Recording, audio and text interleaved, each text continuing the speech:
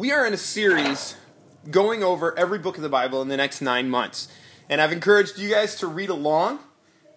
So this last week, does anybody know which two books I encourage you to read? Yes, they're two short ones, Habakkuk and Ezra. That is right.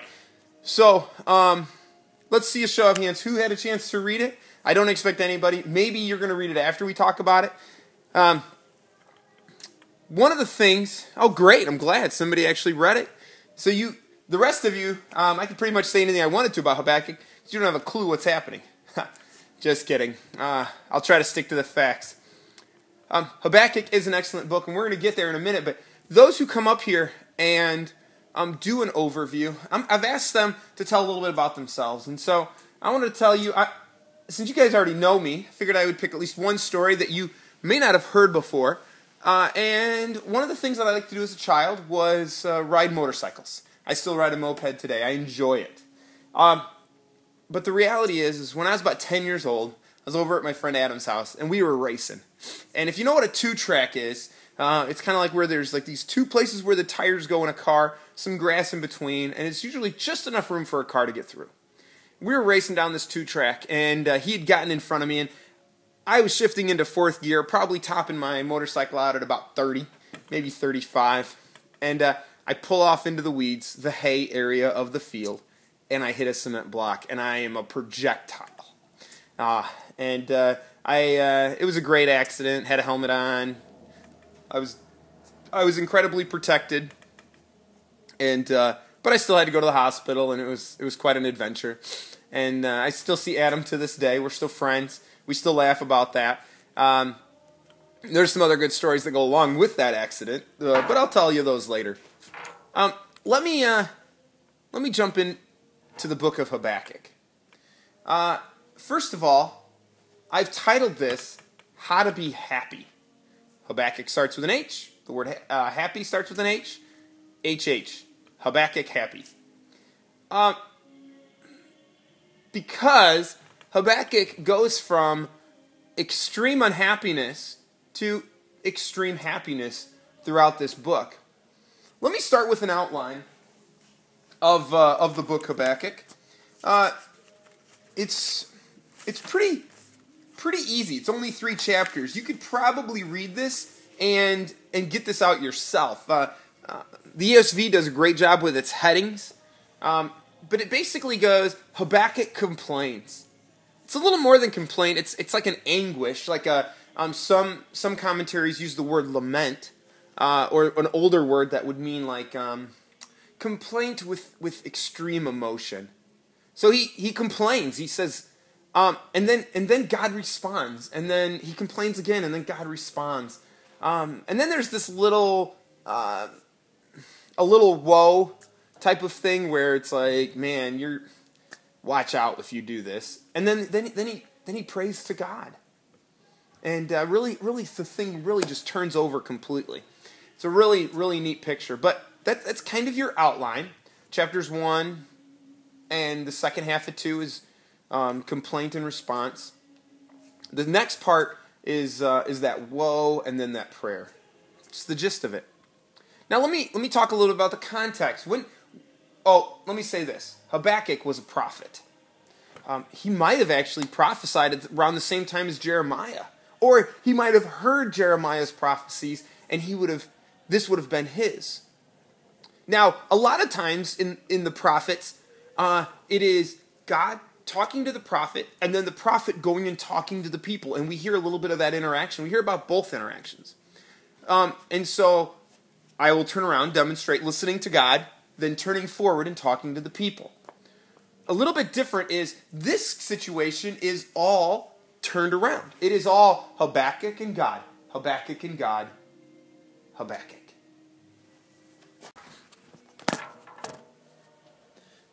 This concept of wanting to be happy, whether it's in the circumstances around him or his own personal condition or anything like that, was that just in Habakkuk's day? Well, not at all. Actually, you can go to Amazon.com right now and see different books that would possibly encourage you to be happy.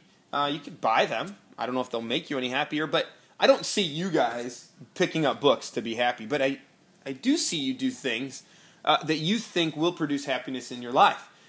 Maybe picking a new set of friends. Maybe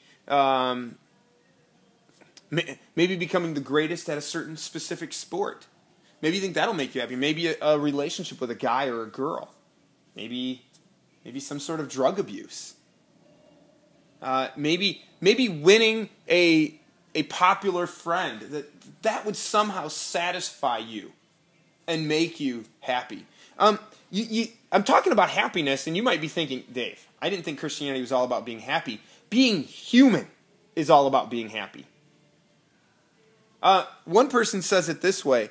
When talking about the Christian faith, he says, there is no duty we understand that there is no duty we underrate so much as the duty of being happy. Another person says, when I was 5 years old, my mother always told me that happiness was the key to life. When I went to school, they asked me what I wanted to be when I grew up, and I wrote down happy. They told me I didn't understand the assignment, and I told them they didn't understand life. John Lennon. Now, a little bit deeper perspective of happy, and this is a guy by the name of Pascal, and he says, all men seek happiness. Christians, non-Christians, every human being. This is without exception. Whatever different means they employ, they all tend to this end, that is, being happy. The cause of some going to war and others avoiding it is the same desire in both, attended with different views. The will never takes the least steps but to this objective, to this object. This is the motive of every action, of every man, even the one that hangs themselves. That is almost disturbing. This man sums up our existence in a 5-letter word of being happy.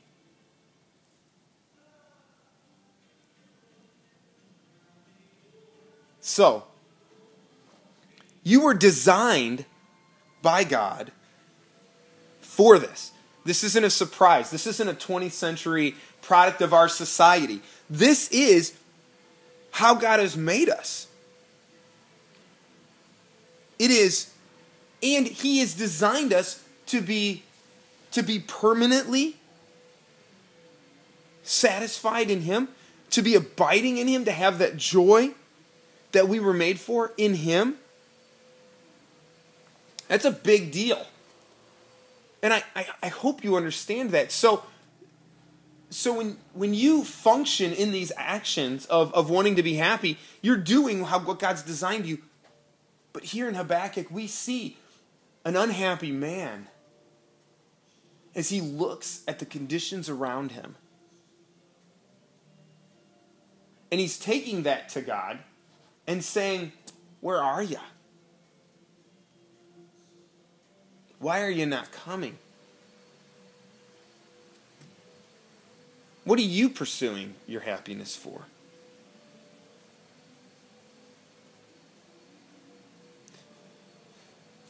Is your happiness being found in God, or is it being held hostage? Is something else telling you the lie that it's going to make you happy? Is your happiness out of reach of your enemies and found in God? Now, sidebar,